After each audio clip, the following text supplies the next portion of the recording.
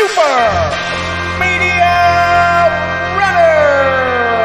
Runners! Welcome to Super Media Runners. We run the media to you. I'm Jarek, and this week I figured we could do a pitch runners on Wario, the big old yellow guy. With a Mario movie franchise in the making, I was just curious and wondering what a Wario-centric movie would look like. Roll the rules. In Pitch Runners, we will go over cast, plot summary, and our whole movie pitch using Dan Harmon's story circle through the main character's journey. But before we take that journey, we must consult the studio deck. We pick one card and must do what the card says during the presentation of our idea. Now, starting with the cast, in this case, voice actors, this would be a CGI Wario movie. I have Wario voiced by Stephen Blum. I think his pipes could really go for a gravelly but cool voice. I mean, at least I picked an actual voice actor. And before we have this argument about Charles Martinet not being Wario in this, if people would find Mario annoying as Charles Martinet, just like for an hour and a half, imagine people having to hear an hour and a half of So I just wanted to at least put someone in there. So I'm sure whoever they pick for Wario in the future, it'll be controversial. It'll probably just be, like a AAA star, not a voice actor. So we also have Captain Syrup, who will be voiced by Emma Stone. Yeah, this is, always been his definite yes. We got a star there now. We got a star somewhere. Finally, our antagonist, Rudy the Clown from Wario Land 3, will be voiced by Bill Hader. And don't worry, this clown is going somewhere. So the plot will follow the events of Wario Land 1 through 3, which will establish the rivalry of Wario and Captain Syrup, who are treasure hunters in the Mushroom Kingdom. As they fight for each other's treasure, Wario's greed gets the best of him when he is tricked into being sucked into a magic box by Rudy the Clown, who lives in the Magic Box Pocket Dimension, ruling over its inhabitants.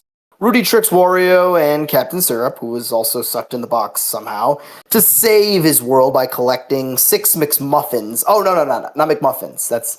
Wario would love 6 McMuffins, but, it's 6 McGuffins. However, they soon find out that these treasures are needed to harness power that could release Rudy from the box and rule the world, so Wario and Syrup gotta stop him. With the cast and plot summary out of the way, let's draw a studio deck card. Here we go.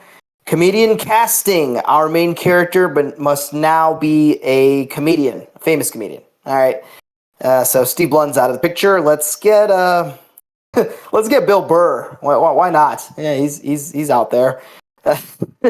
Just get a picture of Wario doing one of just a picture of Wario, and then one of Bill Burr's best bits. Just have that'll paint the picture. That'll get him on to sign on. So, starting the journey, we know that Wario, in general, loves money and treasure.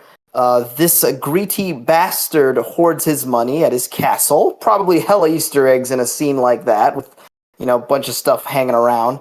But entering his familiar situation, Wario is a treasure hunter by trade who constantly butts heads for treasure and defending his own treasure from Captain Syrup, a rival treasure hunter. While Syrup has a pirate crew, Wario notices over the years in a montage that the more treasure he gets, the emptier his castle and his crew become. Eventually, he's the only one facing off against Syrup and sitting in a lonely throne full of treasure. His true want is being recognized, just like Mario, as the best and wealthiest man in the Mushroom Kingdom.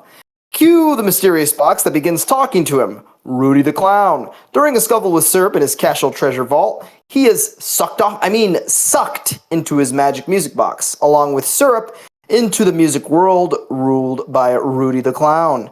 Enter Wario and Syrup's unfamiliar situation. Rudy the Clown rules the music world and its inhabitants and captures the two, pleading for them to help gather the 6 treasures that will save his world. Of course, Wario's only in it for the treasure, so he agrees, but is not happy to work with his rival. Rivalry shenanigans ensue. Of course, they eventually bond and work together and adapt to their situation. Once they gather the treasures, Syrup eventually figures out that Rudy needs these treasures to free himself and rule the world outside his music box. It is from here that Wario and Syrup foil Rudy's plan, only to uncover that Rudy was just a costume, and the real culprit is Waluigi! I'm serious. There would have been a cool flashback explaining, as I mentioned previously, that Wario's band of treasure hunters all left him as he started caring more about the treasure, including Waluigi. Unfortunately, Waluigi was whisked into the music box by the actual Rudy the Clown, whom he later usurps and claims the land, hoping to dominate the world and trap Wario alone in the music box as petty revenge for being a greedy bastard. Which leads to the heavy price that Wario pays, where the treasure is their one-way ticket out of the music box, but he can either take all of the treasure with him or save Syrup and Waluigi. And of course, Wario chooses to save his new friends.